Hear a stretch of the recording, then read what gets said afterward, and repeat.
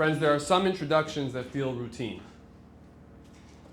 And then there are moments like this when you realize that an introduction can never fully capture the weight of the person that you are about to meet.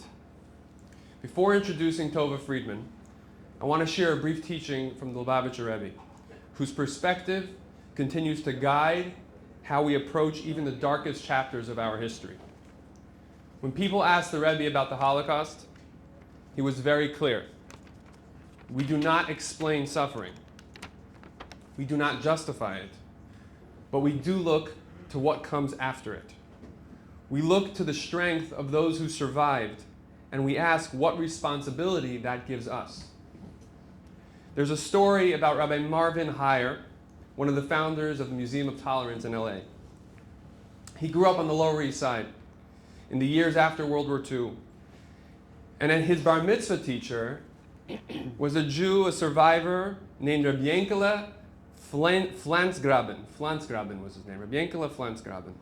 Every time they would practice his Haftorah, Rabbi Yankele used to tell him in Yiddish, Zog es hecher. Zog es hecher, which means say it louder.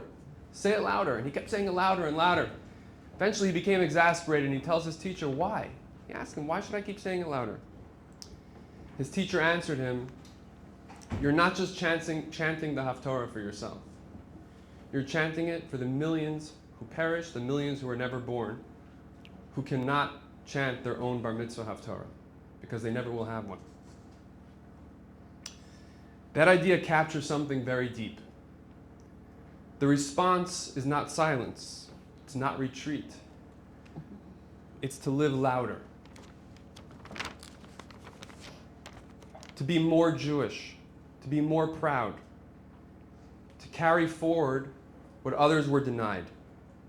And tonight's guest embodies that in the most profound way. She was born in 1938, just 1 year before the outbreak of the Shoah. As a small child, she was forced by the Nazis into a ghetto and from there deported to Auschwitz. There, she experienced things that defy language. She's one of the youngest survivors of Auschwitz. Her survival unfolded through a series of split-second decisions and moments that repeatedly placed her just outside the machinery of death. Eventually, she came to the United States, built a life, raised a family of 3 children, and is it 8 grandchildren, Hineni? 8 grandchildren. 8 grandchildren. 4 children. 4 children. Don't take away a child. No, that's on you. Hineni. She dedicated her professional life as a therapist, helping others, and to Shoah education. And in 2022, she shared her story with the world in her New York Times best-selling memoir, Daughter of Auschwitz. Today, she travels the world teaching, speaking, and making sure that memory does not fade. In her own words, I just want to speak as long as I can and reach as many people as is possible as long as I am alive. That is Zog es hecher. Say it louder. Carry it forward. Make sure it is heard. And just so everyone knows how this evening is going to work, we're going to be hearing remarks from Tova in just a few moments. After she shares her story, we're going to have an interview, questions led by our very own Neil Goldman, the talent behind the Hineni series, following which everybody here in this room will have their opportunity to ask their own questions. So it is truly an honor to welcome Tova Friedman to Chabad West Village to share her story. Please give her a warm welcome. This is for the room to hear you. I need 2? Yeah, that's for the camera. That's for the room. I'm loud enough. You know, when I came in, I said, where are all the people? A few standing people. All right, I'll speak to a few. And then they told me there was food downstairs. Then I knew there would be people. So I want to thank you so much, really, very, very much for inviting me. I just came from Stanford University, where I spoke there for 2 days and made like a little movie so they can show it to high school children, I think. But I want to share something which is very important. First, My granddaughter is here. She is one of the 8, and I'm really, really happy that you could come. There's a friend here that we were together in Auschwitz here. We're all, you connected. Jews are connected, and he's a speaker. I just came back from Poland. Now, I've been there many times. I always apologize when I tell people I'm in Poland. I didn't go to have fun, because to me, Poland is not a fun country. It's a country of graves, and people don't go to graves to have fun. So I always say I'm working there. Means I'm telling my story, I take people around. But this time I went on the March of the Living. And I tell you, one of the great experiences, maybe you shared the same. There were 7,000 people. Some of us are pretty elderly. I'm 88. Some of them are a little older, right? And I remember they said, we're going to put all of you older people into these golf carts. And I said, no, not me. So I took my daughter and I started walking. I was the first one. I and my daughter were the first people entering Auschwitz. And everybody thought I couldn't do the walk. And then I looked back, 7,000 people are very slow. But they got there. So I can't tell you the experience of feeling that I'm here and I can walk in without, without a wheelchair or a cane or anything else. Then something else happened on that walk. Since I was the first line, there were 6, 7 women. They were gray haired, must have been in the 60s. To me, they were children, very young, right? They were dancing. And they were dancing the whole time. The walk is about 1.5 miles or a mile, I'm not sure. And I said to my daughter, how do people walk into Auschwitz dancing? What's wrong with that picture? And then I thought to myself, no, this is a perfect picture. We are here, right? And we can dance, and we can tell our story, and we can have our children and grandchildren, and maybe someday great-grandchildren. So this dancing that was offensive to me became a symbol. Just right there, right while I was walking, because the walk was, about 15, 20 minutes.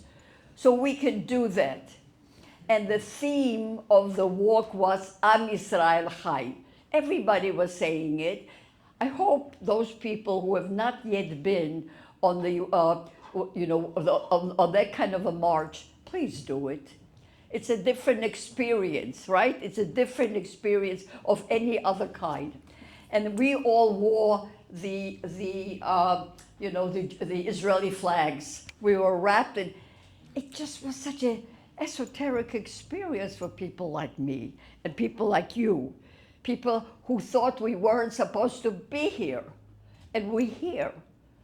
And you know what? If I could, I would dance, but I can't.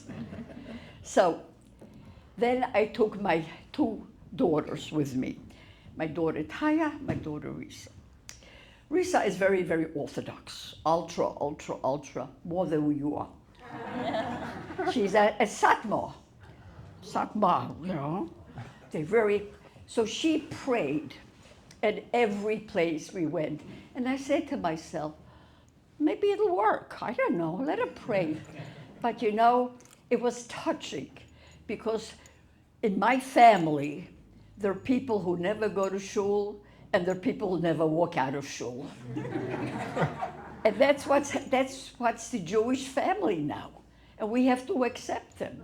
And I accepted my daughter, who nothing was kosher enough. Nothing was kosher enough.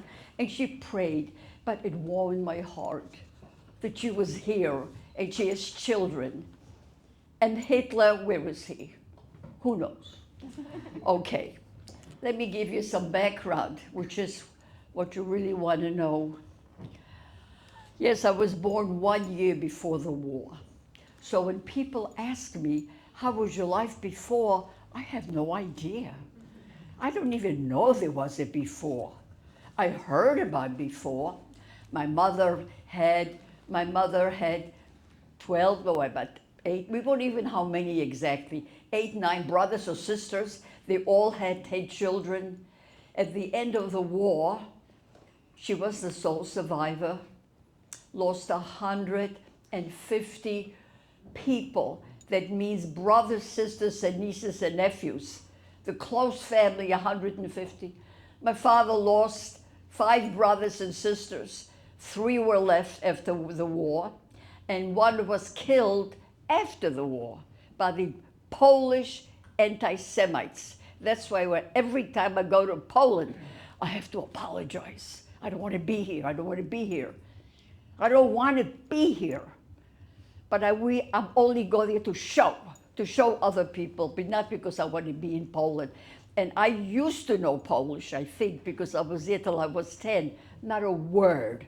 Everything disappeared. That's how much I'm erasing the whole Polish world. So I was born, and my first memory is a ghetto. You all know what a ghetto is. This is a very sort of sophisticated New York audience, but it's also very Jewish. So you know the ghettos. My first memory is to be under a table. We lived in a tiny apartment. They took 17,000 Jews. There was a very Jewish town. 50% were Jewish. 17,000, some of them came from other cities, and they stuffed them into an area where there were 250 tiny apartments in the worst section of town. Like every town, there were the rich section, the poor section, the section that there was no running water. This was a section without running water, very little electricity in certain hours, and no toilet facilities. They were outhouses. He's laughing because I'm sure you lived it. You know, this happened in every single ghetto. What I am telling you, you have to multiply it by 900 or maybe 1,000 places like that in Europe, because if it were just my story, it wouldn't be important that much. The 1.5 million children that were killed and starved and gassed and drowned and shot, they just weren't as lucky as I was. I wasn't richer, we weren't fancier, we weren't smarter. We just happened to be in one place rather than in the other place. Most of the survivors, I think, I don't know if you'd agree with me, we're here by luck. Absolutely. Here we are. I don't lie, you know. We are here by luck. By the way, I did something for the first time which I never thought I would be able to do. I marched all the way. He went all the way, but I was the first. A woman is always right. I really was the first. I was shocked. I said to my daughter, I am walking through these gates first. She said, no, we have to wait for the others. What are you going to do there by yourself? I mean, but we take pride in being able to walk at this stage and in this age and being all together there. So that's good. Anyhow, thank you. So here, let me go back to the ghetto. We lived in such conditions. This was the first step of destroying the Jewish people. The first step. I just want to tell you something. The more I read about it, and I do a lot of reading, thinking, you know, about what, because sometimes it doesn't make sense to me that this happened. It just doesn't make sense. So I'm thinking about it. The first thing that Hitler did when he came to a town was to destroy the family. The family is the center of a community, which is the center of a civilization. How did he destroy the family? He killed all the children. Now, first the children, very simply, just by shooting. Shooting, easy. It was a little later on in the ghetto by starvation, by diseases. We lived in this ghetto surrounded by fences, and outside were soldiers watching us. We couldn't go in and out, except the lucky ones who had some kind of a work permit. Those people who could work were able to survive a little longer. And later on, they died from working too hard. There was a complete system.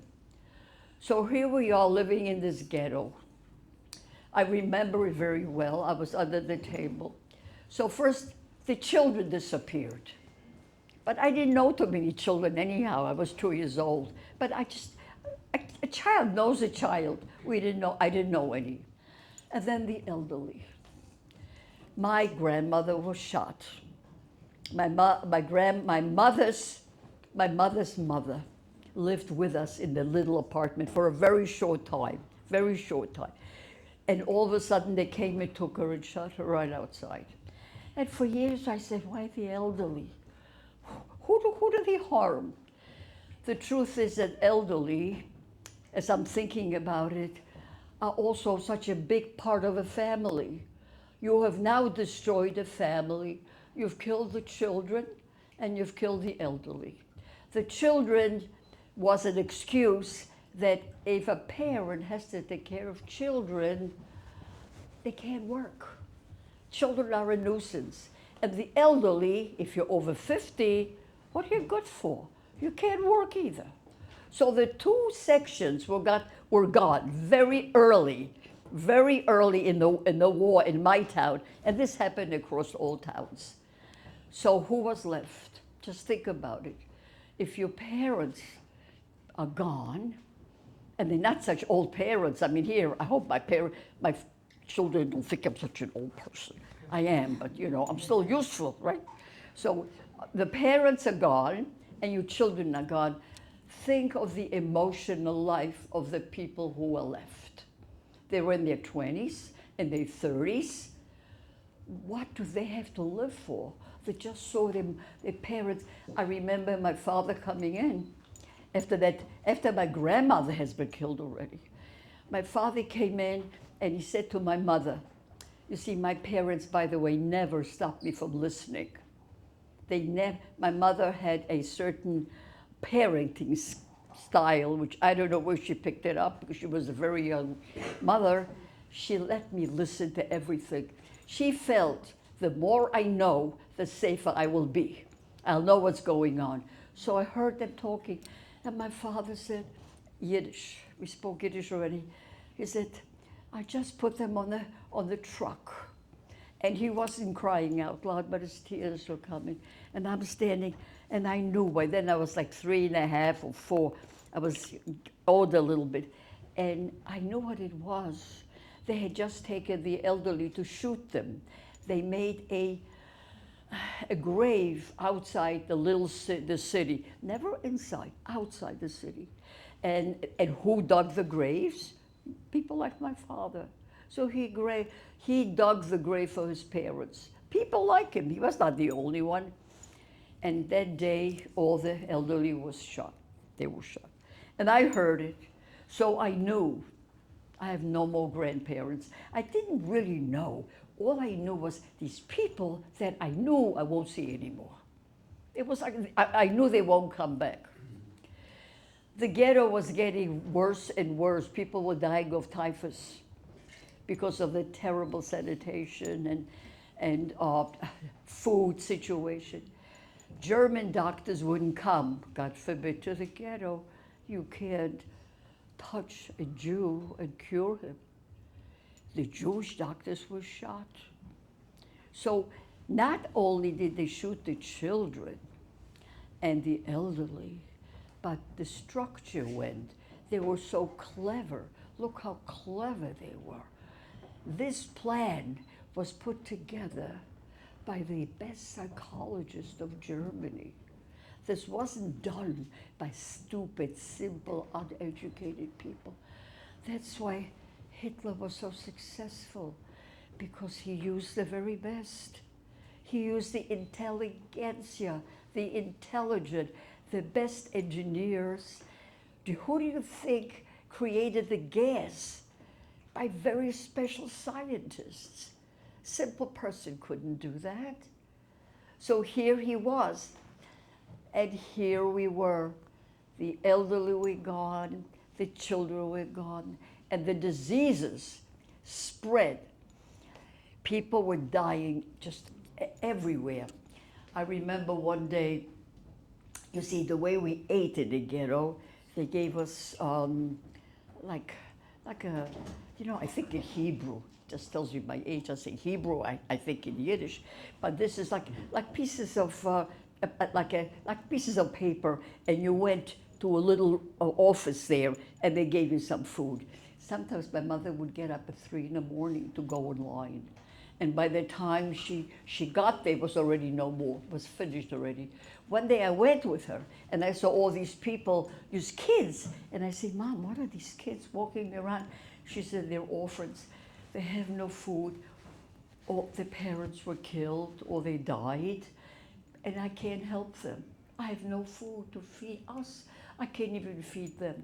So the beginning was the death in the ghetto. After a while, they decided to move, to close up the ghetto. That was another thing. A lot of movements. You get up, you go to sleep at night, somebody would come with a truck and take you somewhere. You didn't know where. You didn't know where. You didn't know where. My mother, to her death in America in 1957, she was 45 years old.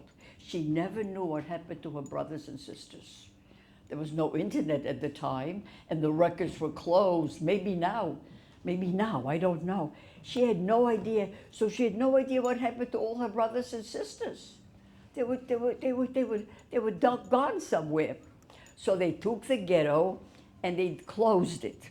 Now, before they closed the ghetto to move us to a different place, they took all of us and they told us to come, and we all settled by a church. Why a church?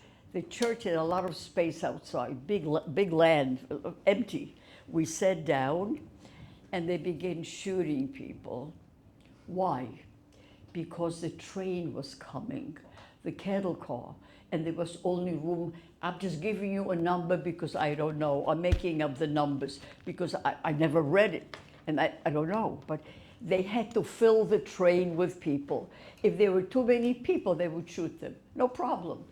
And that's what happened. We were all sitting on the ground. My mother had me on her lap. Her body was like covering mine, and they were shooting. We just happened to sit there, and we weren't shot. But a lot of these people were shot until they had the right number. I want to tell you something. I was in Germany. I spoke at the German parliament a few months ago. And one of the big shots in Germany, big shots, and thought he's going to impress me. Big man, big fat man. And he said to me, I'm going to give you a gift. I'm going to show you something. He takes me to a building in Berlin, and he says, we have these kind of buildings across the country. These are records. Do you want a record? I can tell you where your parents were killed. Not your parents, but your family. I said, no, thank you. He said, yeah, we have people who are getting PhDs. And if you give the name of your family, we will find when and where and what. I said,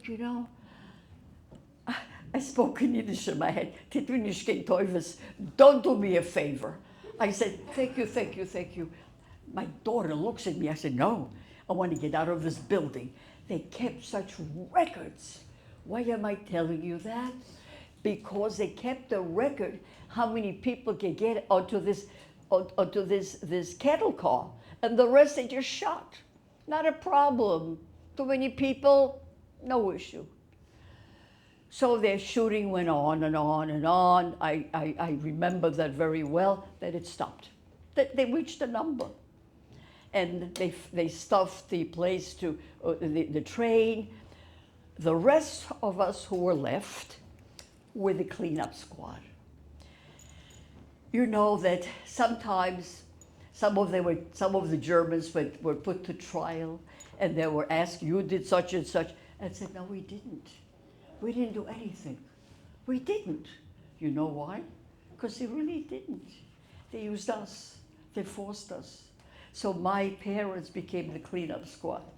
Throughout the entire war, we, the Jews, took our own children, dragged them out of gas chambers, put them into graves. We had to collect their clothes. My mother later on was working in this, before the ghetto was completely closed, took the clothing of the dead people and washed and cleaned them because they were being sent back to Germany because the poor German population needed our clothes. They didn't have enough in Germany. So I just want to tell you, they used us to kill our people. And we watched it. People recognized the clothes of their children who were just shot. And they had to wash and clean those clothes and give under duress. The Germans were standing. So here we were. We stayed in that camp for another maybe a month or two to clean up. We cleaned. I was with my mother. I was by then 4.5. I remember clinging to her skirt as I wasn't going to be left alone. And she walked from place to place, and my father, and we cleaned inside the barrack. Why do the barrack had to be so pristine? Everything.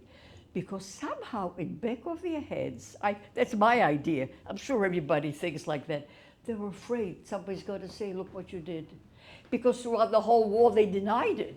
They said, "We don't kill anybody. These are rumors. We have work camps. They help us work. We are killing people? No, send the Red Cross." And they did. And I hate the Red Cross. They came, they looked, and they wrote a positive report, even in Auschwitz and in camp after camp. So what did they do? The Germans, they knew that. They cleaned. Who cleaned? We did. So I remember going with my mother, and sometimes we found a person in bed who refused to go, all straight. So we shot him in bed. Not a problem. After the camp was very, very clean, my mother says to my father, I had these, the snippets in Yiddish sentences. She'd say to him, "They don't need us anymore. They're going to shoot us." But they didn't. They brought a truck, and we went to the next camp. The next camp was pure work camp. There were very few children left. I remember maybe, I don't have numbers, I was too young. I would say like 15, 20, a little group of children, because I played with them. They gave us a little room with my mother and father. We were together, and every morning they took all those people, they were workers. They worked in an ammunition factory, and the ammunition factory was called the Yellow Fever because they inhaled something yellow. I don't know what that was. I didn't do research on that. I'm not that interested. But if you breathe in, you get sick. Many people died in the factory. I went for a visit once after the war, of course, with my daughter, and they showed me the communal grave, the people who went to the factory. During the day they died, and they were just put into the graves. And it said that this is the grave, the communal grave of the workers who didn't make it home. I stayed outside with the kids, and this is a Jewish audience. I want to tell you my first Pesach, but I didn't know it was Pesach. I didn't know what it meant to be Jewish. I never, what's Jewish? Eid. Was this Eid? I didn't know. I don't remember celebrating any holidays. I don't remember any of this. I learned all of this after the war on my own with a rabbi that I went to. I said, what is all this? But I remember this. Now, the camp was barbed wire. And there were these big, it's like lookout towers with machine guns. I remember I knew the machine guns very well. I knew it's a regular gun or just a machine gun. And and we were outside playing, and then one day this woman who didn't go to work for some called us, all the kids, maybe 15, 20, and we went to her and we saw she had made a makeshift stove out of tin, and under the tin she put paper or something to make it warm, and she gave us a little bit of water and a little bit of flour, and she showed us what to do. We were all 4, 5, 6.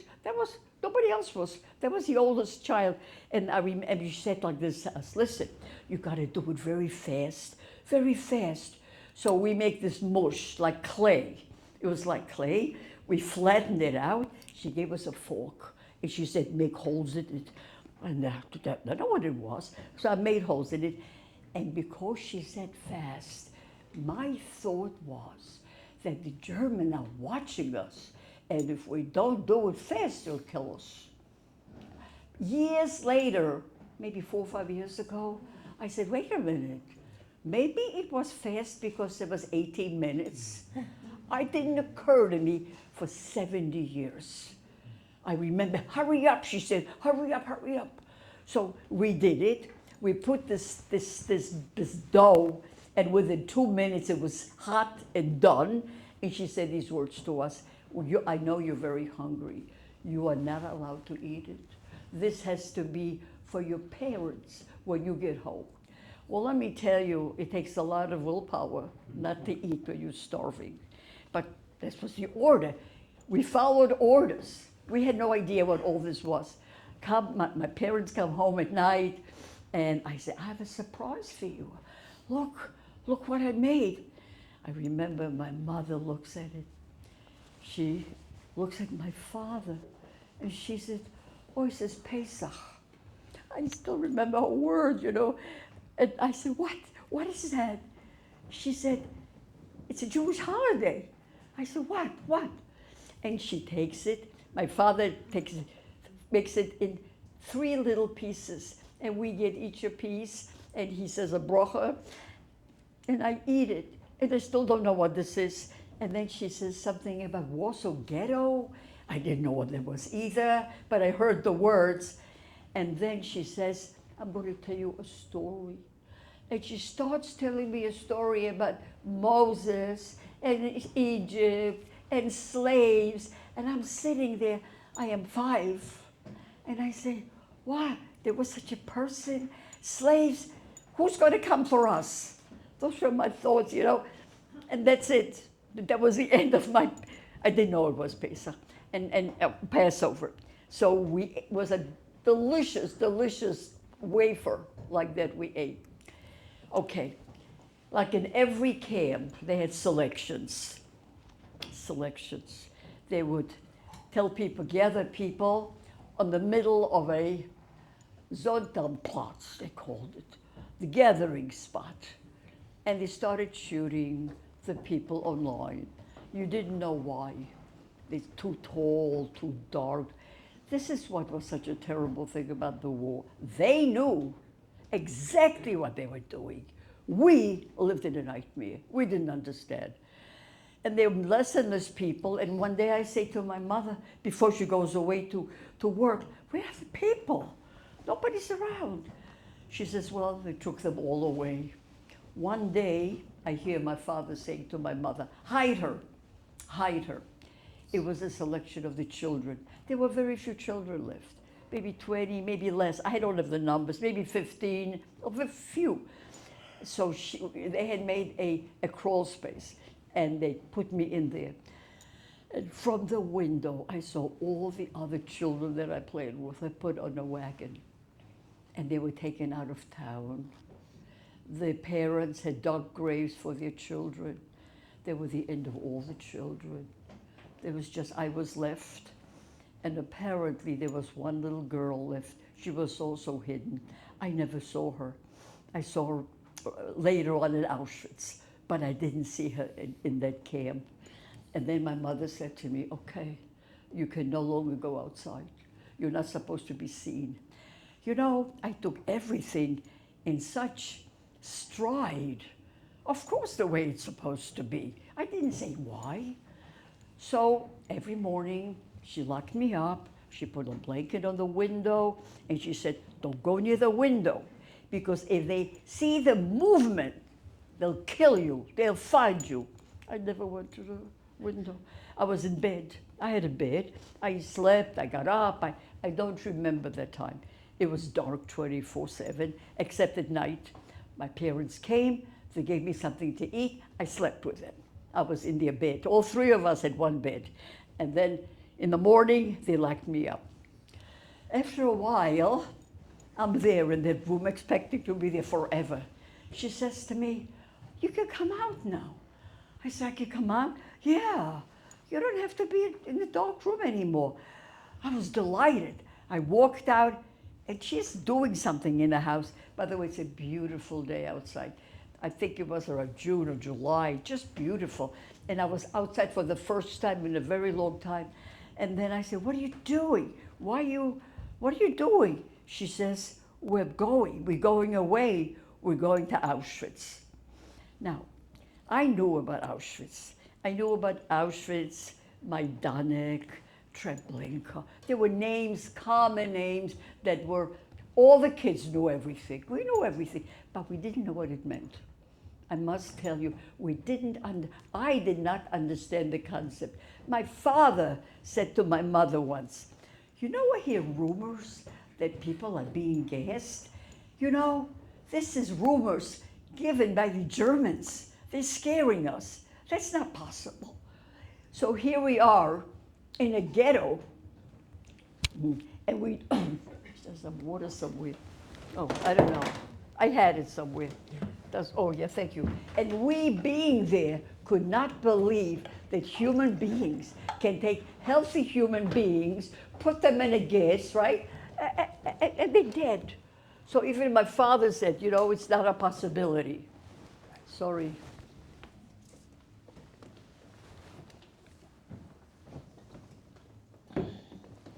Then I was seen, because we had to walk. This is the second time that I saw a cattle car. Before, in my other town, where the people were sent, that we didn't go on it. This time we were going straight, and then I saw the German shepherds. And I said, oh, they're going to see me. They know I'm here. And my mother said, don't worry. They're not going to bother you anymore. That meant, since we were going to Auschwitz-Birkenau, a death factory, they will not bother me now. I always think, like an example, if you have one cockroach, but tomorrow the exterminator is coming, why bother? So I was okay. I remember, and that's when we were separated, my mother and father. My father started crying. My mother and I were shoved. They were separated. He went with the men. Do I have time? I want them to have questions. Am I okay? Okay. I'm going to hurry up so you could also read my book. But no, it just said, I need questions, because my talking may go like this, depends. I need questions from you, so that's more important to me. Anyhow, we get on the cattle car, my father disappears, and then 36 hours. Some people went longer, right? The people who went days. Sometimes they took one of those cattle cars and stopped at all different places in Europe. I know people who told me they were a month inside this. We were lucky, 36 hours. No water, no bread, no food, no light, because there was a tiny little light on top, but a little window, but I'm small. So the light never comes to me, and it's very hot. And I'm telling my mother I have to go to the bathroom.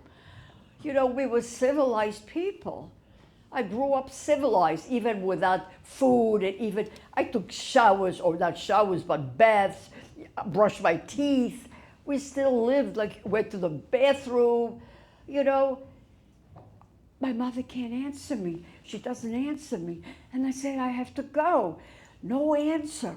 So then I realized everybody's going where they stand. That 36 hours turned human beings into non-human beings, because we went to the bathroom where we stood. People were hysterical. People were crying. People knew where they were going. People knew that they were going to Auschwitz and they may never come back anymore. So all I could hear was screaming and crying and praying. People were praying. We arrived. I was standing the whole time. I was so tired that we were so tight together, that I would lean my head in front of the person who was facing the other way. I put my head on her and I fell asleep. I remember that. I still remember how wet her clothes were. And I bet she's dead. She was killed. I don't know. But these kind of things kids remember, because I didn't remember the bigger picture, but I remember the little picture, what children see. We arrived, and the first thing I see are the dogs. I cannot tell you the fear to this day. I live in a very nice community by a dog park, and people pass by my house, and I see all these wonderful dogs passing by when I see a German Shepherd, I go inside my house. I'm sure it's a wonderful dog, trained, beautiful, kind. I don't need a German Shepherd, even passing by, because when I got off the train, I saw this German Shepherds, and I still remember their saliva. And I remember, which I left out before, my mother taught me survival skills every place we went. In the ghetto, she told me like this: since you're going to be alone and we are working a whole day, these are the rules. No eye contact. When you see a German coming towards you, no eye contact. She says, eye contact is recognition. They're going to recognize your eyes. You have to be invisible. Let them have a right of way. When you see a dog, don't run. I said, but I'm scared. She says, yeah, but if you run, the dogs are taught to kill because they think that you're escaping. You'll be killed. So I learned to stand still. So here I am off the train and all these dogs, and I'm beginning to stand she said, stand still. We stand still. Within a very short time, they take our clothes.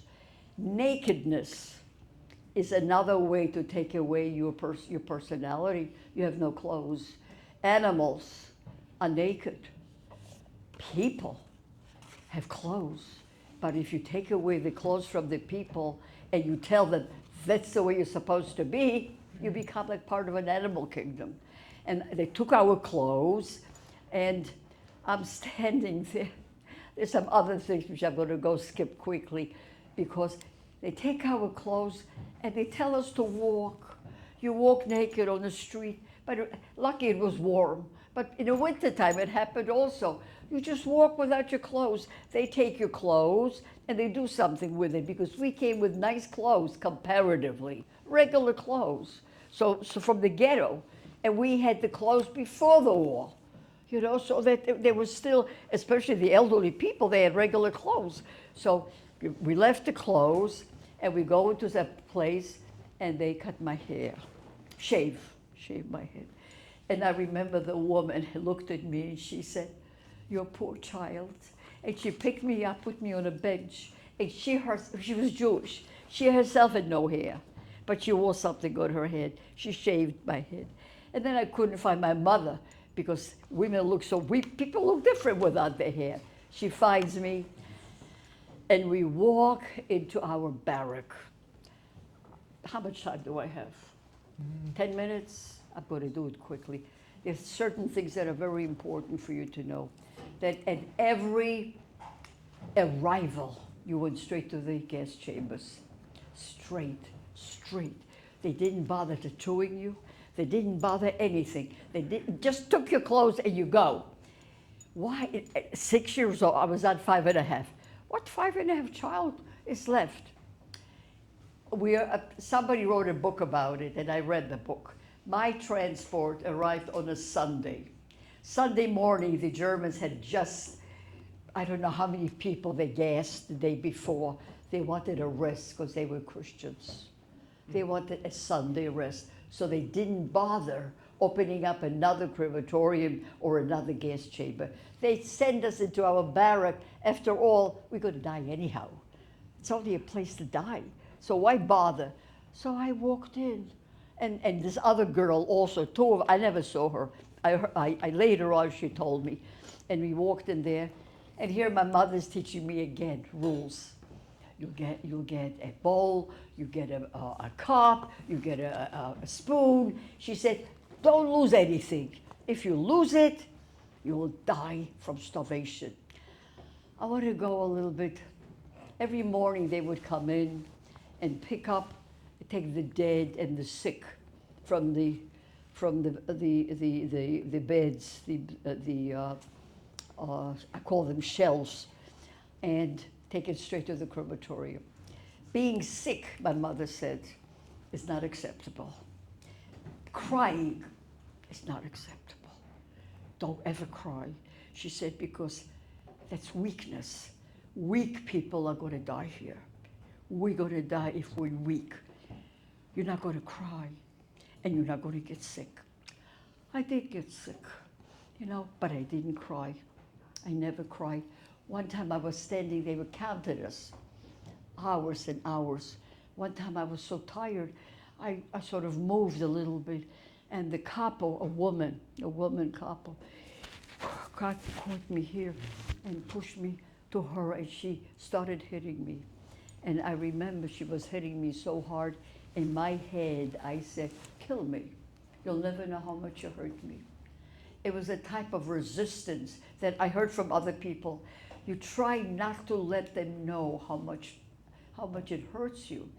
So she stopped hitting me. Her hands were swollen, but I never had eye contact with her. I looked above her, because my mother said never to look at anybody's, Within one day I got sick. I tried to cover it up. They found me.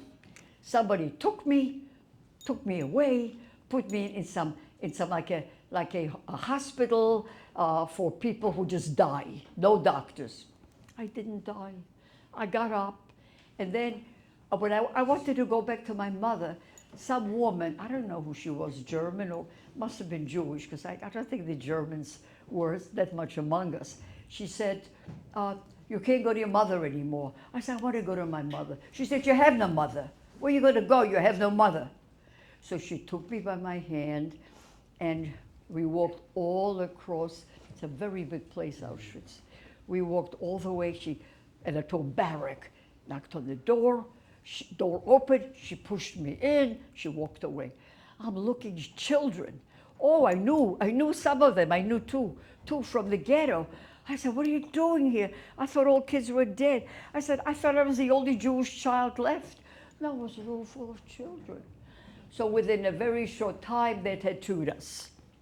Gave me 27,633. My problem was to remember the number. I couldn't remember. I didn't know what the words were. I couldn't read. I couldn't write. I didn't know Polish. I didn't know Yiddish. I didn't speak any language. I certainly didn't know any numbers. But the woman who tattooed me taught me. She taught me the sound of the number. So when they call me, I'll say here. Otherwise, everybody would get punished. To make a very long, very complicated life among the children. One day they said to us, you're getting a great breakfast. I knew what it was. All the kids knew. Before you went to the gas chamber, they gave you a wonderful meal. Not one child cared. We only cared about the food. It didn't matter what happened afterwards. We ate, it was absolutely delicious, like a porridge, sweet with something. I don't know what it was. Then we got dressed. It was very cold outside. We were dressed, And we started walking towards the gas chamber. That's about half-hour walk, maybe a little bit less. We're kids. I had a partner, a little girl. And I remember walking, freezing outside. And I see a whole bunch of women on this side, and I hear a voice. And the voice speaks my name. And I say, my name? Who knows my name? I said, it must be my mother. And she said, where are you going? And I remember my words, to the gas chambers. She started screaming and crying, and I turned to the little girl next to me. Why are these women upset? Every Jewish child goes to the gas chamber. I remember saying that. I don't know the date. I tried to find out. I don't know exact date, but it must have been sometimes in October, because I read that after October, there was an uprising. They broke some of the gas chambers, so they stopped gassing, something like that, but not positive. We were there undressed again. Nakedness was the style of, there was a style of Auschwitz. We're naked. I get some kind of a small, I don't know, it looks like a tower, but it isn't, something. And we wait and wait and wait and wait and wait, and nothing happens, except they screaming and yelling, get back, go back. We got dressed and we started walking back. It was dark by then. The women, I see the women still standing, and I hear her voice, what happened? I said, they couldn't do it this time. They'll do it next time. I sincerely apologized. They'll do it next time. By then, I was 6. I had my 6th birthday in Auschwitz. So I knew already quite a bit. And then now the period is mixed up in my head, I must say. I thought it was only a few weeks. The more I read, it must have been a month or 2, because the time is squished when you're starving and if nothing, just wait for death. One day we wake up and there was chaos. The woman who gives us food every morning disappears. She's not there. The kids are huddled and scared, and some of them are crying. The door is open of the barrack.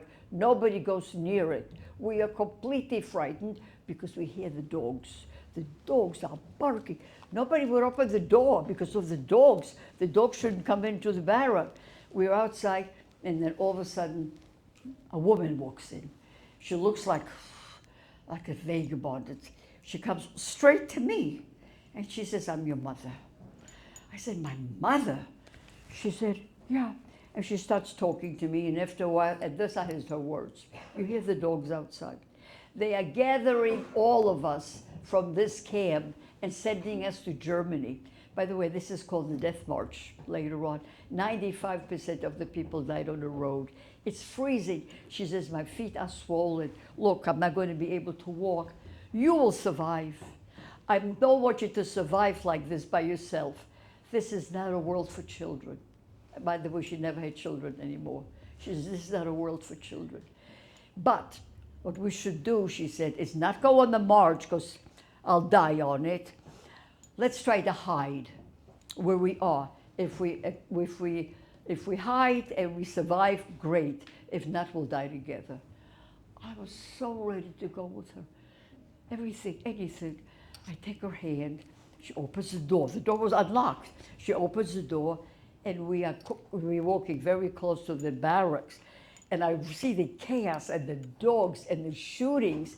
I mean, just people are falling left and right because those who couldn't go on that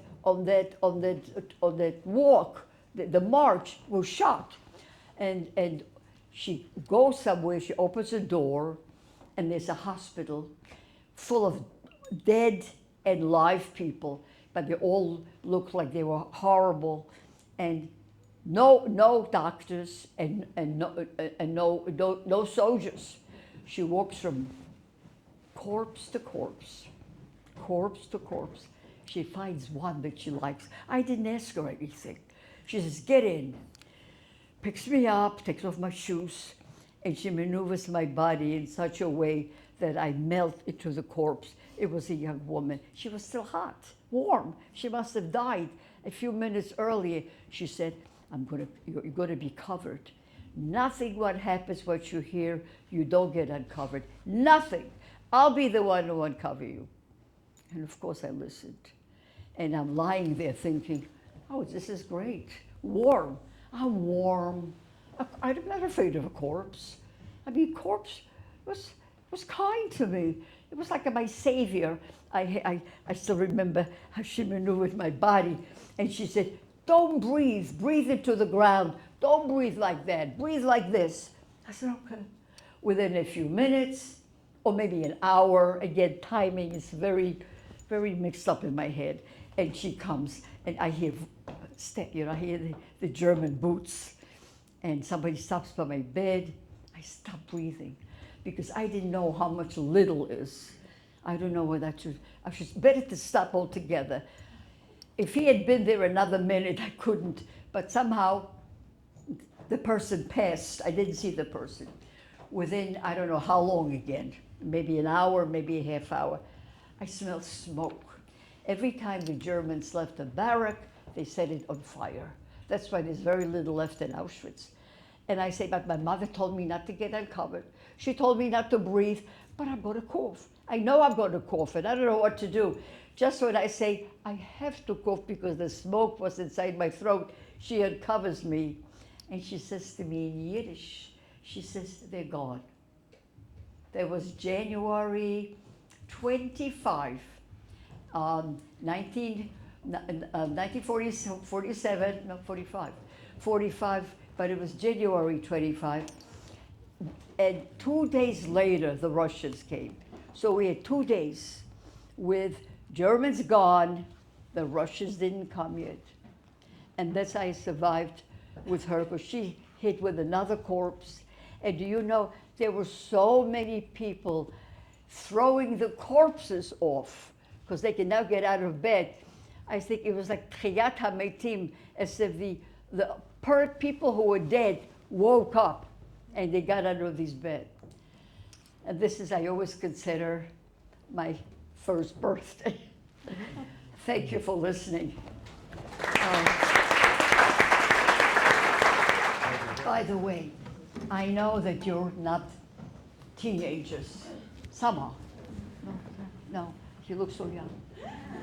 I always want to say, I don't know how long I'll be here, but if you could possibly make the story yours and tell it to your kids, to your grandkids, because the deniers are everywhere, everywhere.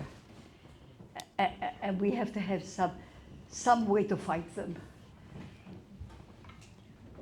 Thank you so much, Tova, for being here and for sharing your story with us. I want to start by sharing a few photographs to give visual illustration to some of the story you shared with us. Here you are as a young girl. This is, in your words, the child that Hitler feared. And here you are with your parents, Machel and Razel. Right, that's my parents, yeah. And then here you are on Liberation Day, January 27th, 1945. That's you on the left. And the Russians came, and they were shocked that he took pictures of our numbers, and I'm standing in front. I'm always in front. And so I wanted to ask you, you said in what you just shared with us, you said, quote, we lived in a nightmare. And I read your book over Passover. You saw horrible things that no one should have to see, let alone a 5- and 6-year-old girl. And not everyone wants to return to their nightmares. I am the grandson of Holocaust survivors. I never met the survivor after whom I'm named. My grandmother was not at concentration camps. She was going from bunker to bunker, and she did not talk about it, certainly not to me. How and when were you able to go back to your nightmare and transform your pain into a purpose? And now you're a woman on a mission. It's so clear. Well, when I first came to America, nobody wanted to hear it. I was 12, and I looked like a refugee, and I had long braids, and I remember my teacher, the 7th grade, said the same thing to me that my tattoo has said to me. My tattoo said to me, I'm going to give you a very neat number, very neat. So if you survive, get yourself a long sleeve shirt, cover it up, and you won't be ashamed. That the first time I thought, oh, I may survive, my 7th grade teacher in America said, we don't want to see that. This is the past. Get a long sleeve shirt. The class doesn't want to see it. And cut those braids. Same language in different circumstances. Hide your number. But then my oldest daughter was 15, and her teacher was talking about the Holocaust. That's a long time ago. And my daughter said, you were in the Holocaust. Why don't you speak to our class? That's how we began. I began by, there was Risa. My oldest daughter asked me, and I said, people are interested? I didn't know people were interested because nobody was. Americans didn't want to hear. Israel didn't want to hear about it either. I don't know if you remember, Ben Gurion said, don't talk about it because we are raising strong soldiers. We don't want soldiers have nightmares about their parents and grandparents. Those were his statements. And maybe he was right. I don't know. You mentioned the word nightmare, and it can be a scary time to be a Jewish person now. How do we honor our obligation to remember in all the horrific details and also not pass generational trauma onto the next generation? How do we be open, proud Jews when so much of our history, surviving as a Jew, meant being in hiding? I think we should be proud because we survived. Not in spite of it, because. I mean, people ask me, non-Jews ask me, somebody asked me, why do they hate Jews? A non-Jewish kid in a college. I said, you know, I really don't know, really. I didn't want to say they're jealous of us because these were Christian children. I don't want to start more anti-Semitism. But I said, you know, this has been going on for 2,000 years. And we're here, and we will be here. And the more anti-Semitism, the stronger we get. That's weird, isn't it? To get stronger with anti-Semitism. I mean, we didn't have Israel. We had anti-Semitism, and now we have Israel. And we have a strong Israel and a gigantic army. And we don't want to talk about politics, just the way things are, right? So I said you have to be, I am a very proud Jew, a very open Jew. I'm very visible. I'm like a Jew with a big J, you know? And I think that's what we have to be. But I just went to Stanford. Very nice Jews. They took me to a kosher restaurant, which was halal. And they asked me what was the difference. Can you imagine halal restaurant? You know what halal is, right? Like halal, yeah. I said, I don't think it's kosher. And the Jewish man who took me, he says, I asked everybody for a kosher restaurant, and they gave me this halal. Why is it not kosher? I said, you're talking about the Holocaust, and you don't know the difference between kashrut and halal meat, and so forth. What I mean is, we have to learn, we have to study. We can't be proud or protect anything we don't know about. What else can you do, right? I mean, that's your job. You do that. That's it. I mean, okay. You said you're proud to be Jewish. As you sit here at 88 years old, in your book, you write about times when you wanted to be something other than Jewish. You said you told your mother you wanted to be a Christian. After the war, you went to school. Children were teaching. You know, sometimes you say enough is enough. I came to Poland, back home, where I was supposed to meet my family. Nobody came back. So then my mother said, you have to go to school. I went to a Polish school, and they were so anti-Semite. I didn't know the word anti-Semitic, but they called me Christ killer. I came home one day and I said, I'm told I killed somebody. I don't know who that is. I never heard of Christ, you know. But I said to my mother, I'm not going back. So I didn't go to school almost till I was almost 12. I didn't need it. I don't want to do it. And she tried to sometimes you keep away to get stronger later on. And was there a moment, or were there moments in your life that changed your attitude towards being Jewish? You wanted to change your I name never at one had point? any. I always had a strong attitude. I just had a few days of saying, I want to see how it feels to be Christian, and I bought a little cross here. It didn't make me very happy, and it didn't make me popular. So, no, I was never really, I was a child. It wasn't a theology. I didn't even know what the cross was. So, no, I never, I'm not an Orthodox Jew, but I am a conservative, traditional Jew. And all my kids, my grandkids went to day school. They went, all of them, 8 grandkids, and that cost a lot of money. So, put your money where your mouth is. And what's your relationship with, and how do you think about God after the Oh, Holocaust? don't talk about God. God depends on the day. I must say, when I stood by the gas chamber in Auschwitz, I said to myself, how can you stand by this and praise God? Because most of our prayers are praising God. I cannot praise God. Not in that section. Not when I stand there. I can't do that. Where was he? I can't. But then there are good days, and I can praise him a little,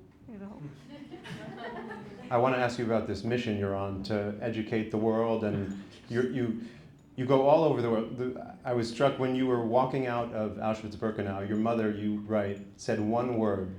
Remember. Remember. And there's others in the book who did not survive, who also told you My remember. mother said to me, I tell you something else, my father told me that when he was standing by the cattle car, the people we were not among them, but we were outside of the cattle car, pushing. The door closed, and there was a friend of his who was a rabbi, and these were his words, vergesst uns nicht. Don't forget us. And my father told me that when I was like a little girl, about the rabbi, and this was in my head. And then I remember how my mother took me around Auschwitz. We were there for months. She couldn't walk, she was sick. And she showed me all the things. She showed me soap made out of people. She went, and I don't know if any of you have been in Auschwitz. Auschwitz I has all these clothing. It's like a museum of shoes and eyeglasses. My mother needed a coat because it was freezing. So she went to one of those places that was full of clothing where the Germans stored it. She took a coat of a man, a big, heavy black coat, very heavy wool coat, and she cut it because it was very big on her. She said, I want to tell you something. You see all these coats, all these fur coats, I can get any of them. After the war, she said, I don't want to benefit by a dead person. I'm not taking these coats. I'm taking somebody's coat, a man's coat, that people will see that I'm only wearing it because I'm cold, not because I want to look good. She instilled this in me, of the respect of the dead and to remember. And so your mother told you to remember, and you've gone all over the world. You've been to Europe, as you mentioned. You've also been to Thailand. You've gone to Africa. You've gone to Australia. You've even gone... There is nothing like standing in Africa with all these animals around and a black man I'm talking to, and I talk about the Holocaust. He says, what? Say the word again. I never heard it. I said, let me say it again. What is that? And I explained it to him. And so what's the most important thing for you to communicate to them when someone's never heard anything about it? I want them to remember what the world has done to our people. But at the same time, I want to remember, the world should remember how much we contributed to it. So it's both. I'm very proud of what we do, of what Israel accomplished. Every day there's a new scientific discovery in Israel. I mean, And how do you think the world is doing at remembering what happened in the Holocaust? Sorry? How is the world doing with The remembering? world is getting worse. I'm deciding maybe I should stop talking. I said to a rabbi, I do a Zoom with a rabbi. He's in Florida. And one day I said to him, do you think there's a correlation between my speaking and things getting worse? I don't know what to do. The only thing we know that we have no choice. We are stuck in it, like we have no choice but to fight the Arabs. We have no choice. And if you have no choice, then do it well. You write about how important it is to recognize the danger signals. It seems like there's a lot of danger signals these days. Well, you mean danger signals for the Jews? Yeah, anti-Semitism is... Don't worry about it. I just want to tell you something. First of all, we have Israel. It's such a strong power that I feel very safe in this world. I know that something happens, Israel people will be here. I know that. Maybe the Americans don't know, the American Jews, but you are safer because you have Israel. And that's, that's very important. I just think the two things that we have to do, but who knows? Learn who you are.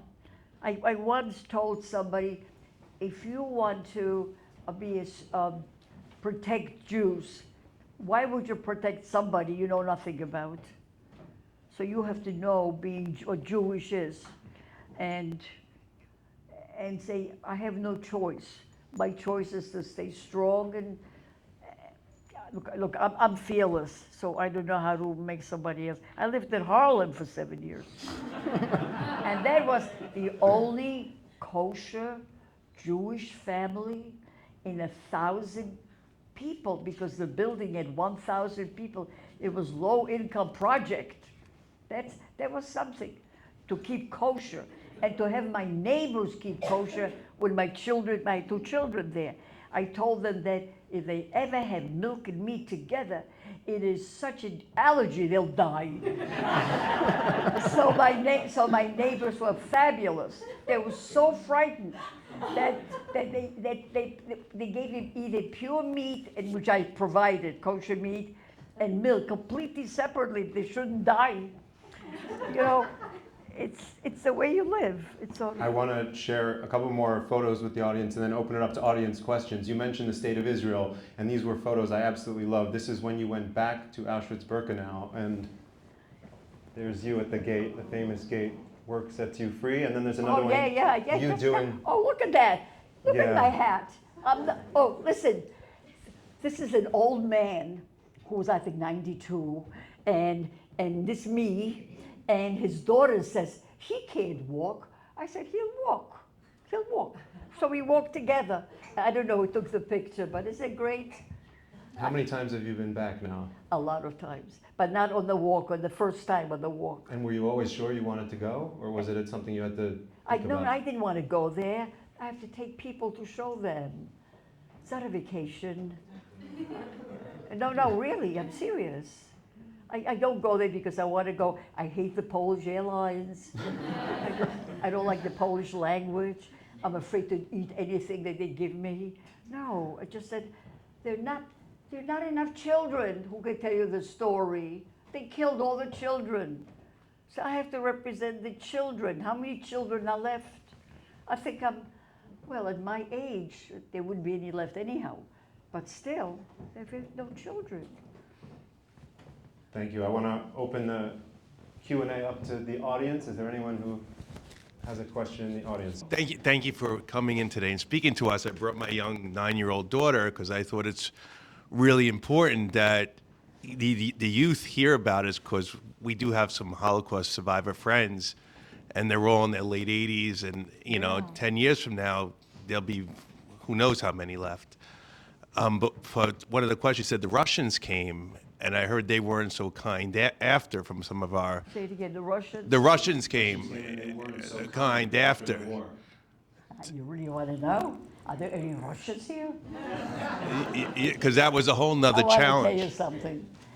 They were fabulous in the beginning. Oh, here's a little girl there. That's Hi. my daughter. Yeah. Did you understand everything? Oh, yeah. You have to tell it when you get married to your children, okay? Okay. They were wonderful in the beginning. They gave us food, they kissed us. They're very physical. They were very warm and kind. But then after, I don't know how, timing is very weird, maybe a month or less, they started drinking a lot every night. And they were having parties, just the soldiers. But after that, they began going after women. And there was a lot of rape. Well, I didn't know it was rape. All I know is my mother said, we have to, you go to sleep, I'm gonna be up. Why are you gonna be up? I don't know, I gotta make sure that we're safe. I said, why aren't we safe? Germans are gone. What do you mean? I saw rape, but I didn't know what it was. I was standing over a couple, and I said, Mom, I think this man is hurting this woman, but he is our soldier. He's our Russian. So after a while, my mother said, we must leave. She couldn't sleep there anymore. She said it was very bad after. And then, of course, the irony is we went back to Poland. We were in Poland. We went to our hometown. By then, it was all communist. So now our saviors, people who really saved my life, now were my captives. Couldn't get out of Poland. We had to sneak out at night to leave Poland. And there's a lot of very bad things happening in Poland to the Jews during the communist period. Just want to say thank you so much for coming and sharing your story. Thank you for coming and sharing your story. You're welcome. Thank you for inviting me. I just have one question more about, very rare to meet someone who was a child during the Holocaust and in Auschwitz. Can you You have share to a tell little me what you bit said. about the day in, day out as a child? She said it's very rare to meet someone who's a child at Auschwitz. Can you share more about the every day, the day in and the day out? In my town, there were hundreds and hundreds of children because the families were very Orthodox, Jewish Orthodox, and large. 5 children survived. 5. I'm the youngest. Well, depends when. When you are in a ghetto, you're in hiding. You have to understand something. In Auschwitz, we were there, right? We were starving. Starvation is not open to activities. There were no activities. I mean, we were like, in the morning when you got up, you had something to eat, very little. Then you went to the bathroom, everybody together.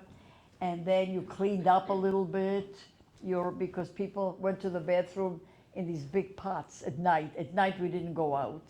And then sometimes we went for a walk, and walking, we stepped on a lot of bodies because they were frozen. And there was a whole bunch of like Sonderkommando people who picked up those bodies and burned them. The burning was so busy that the crematorium couldn't burn all the people, so they made outside pits so you could see everything burning, the bodies everywhere. I mean, there's nothing to do. I mean, you were so starving, and once or twice a day you were called.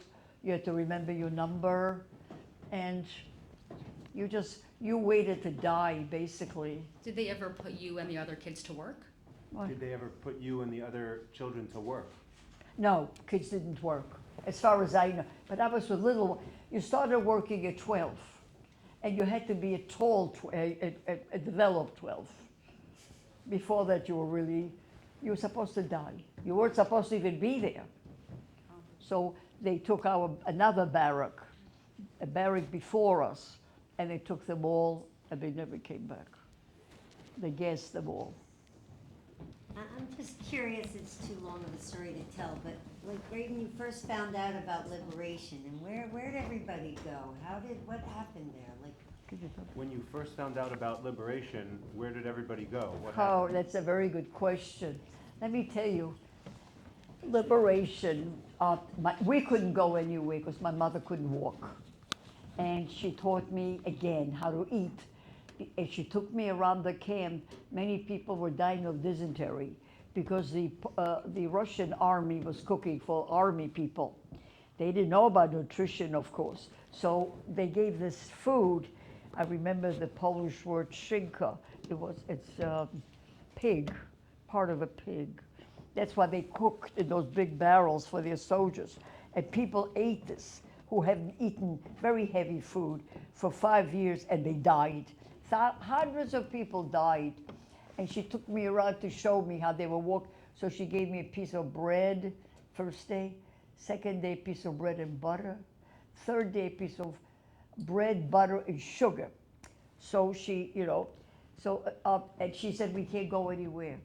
I have to recuperate.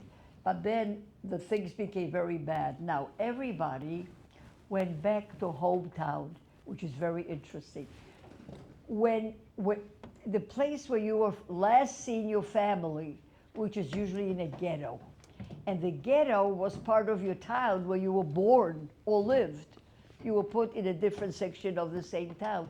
Everybody returned there to see who came back. We waited 2 years to see who came back. Nobody came back for my mother. And that's when they started organizing, like Red Cross did come, and I don't know, maybe the churches, I don't remember, but they would post names of survivors. There was no communication. Everybody went back to where they saw each other last. And nobody said, I'll see you here. It was like it was like homing, pigeon homes, knows where to go. So my parents went back to their hometown. And I read of 13,000 people, Jewish people. 200. 200 were left. And nobody's left now. We're gone. I just also want to say thank you. I really enjoyed hearing what you had to say. She wanted to say thank you. She Oh, really you're enjoyed hearing welcome. what you had Thank to you for say. being here. And I was wondering if you think it would have been worse knowing as an adult what was going on or not knowing anything going on as a kid. She wants to know if you think it would have been worse being an adult, knowing and understanding everything that was going on. We don't measure suffering. Everybody suffers in their own way. I assume that my mother, who had to save a child, had a much harder time than me. I didn't have to save her. I just imagine, I don't know how many babies here. I saw a little baby there. Okay, a little baby in the back. What's still there, the baby? Oh yeah, here's a baby. I would hate to tell you, but the baby would not have survived. You know why? Because they wouldn't allow a baby cry. Cry was punished with death. Little baby. I don't really know. I imagine that people who had children to save probably had the hardest time. And that's mostly women, because the men did not save the children, unless they were little boys. I would imagine being a mother, that would have been probably the hardest thing in the world, is to be in a place like this with your child.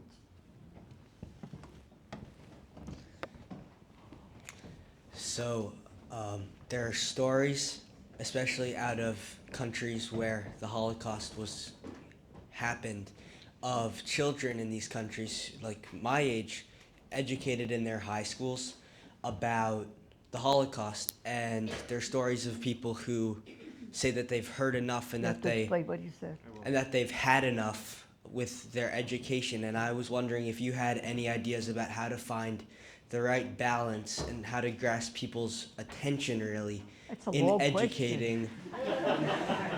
I can't follow it. He was asking, there are students in countries where the Holocaust took place who are being educated about it, and they say they've had enough. So how do you find the right balance of, and how do you engage them?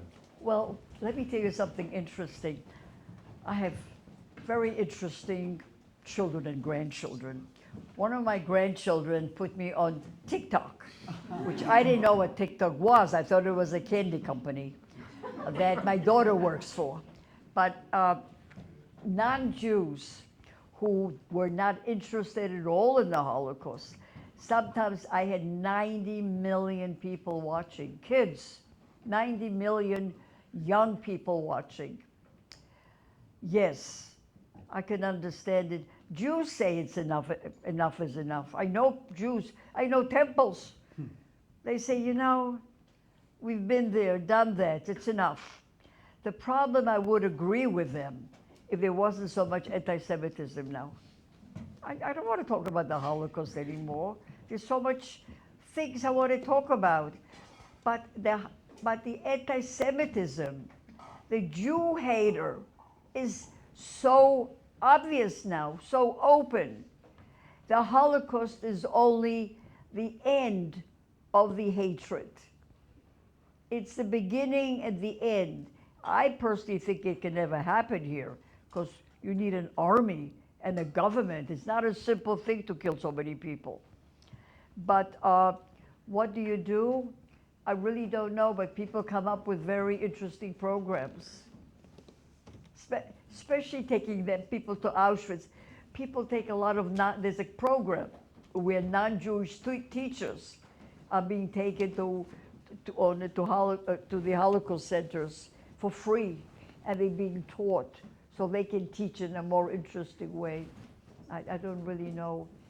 Are we tired of learning about Vietnam? Are we? I don't know. I'm not a history teacher. History, people teach the same history over and over again.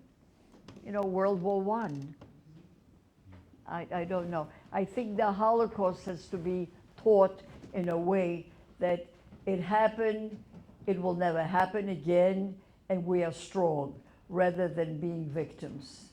I think I myself have never thought of myself as a victim, ever.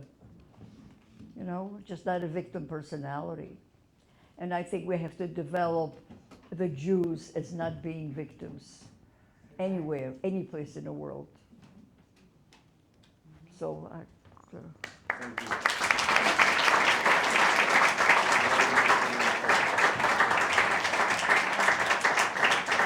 Thank you so much. I want to thank all of you for coming out tonight. It was really special. It was very important to us to have Tova here, and she speaks all over the world, and so we're so pleased that you made a stop here at Chabad West Village. I want to thank a number of people who were instrumental in making tonight happen. The first is your daughter, Taya. Oh yeah, Taya, thank you. you. Here and sent us all these. I want you to watch TikTok. It's called Tova Talk. Is that Tova Talk? Tova Talk, yeah. Tova Talk. I'd like to thank Nikki Lieberman. I'd like to thank Ethan Shire and the rest of the Hineni committee.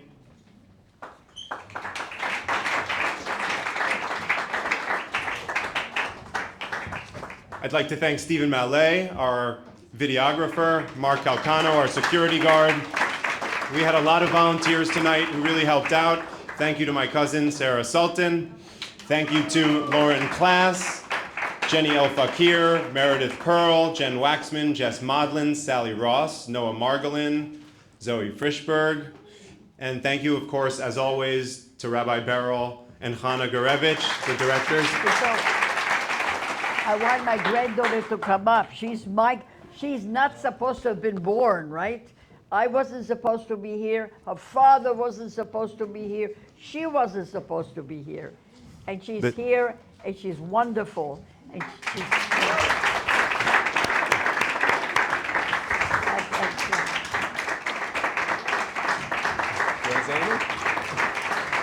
One more time, a round of applause for an extraordinary woman. This is Tova Friedman, everybody.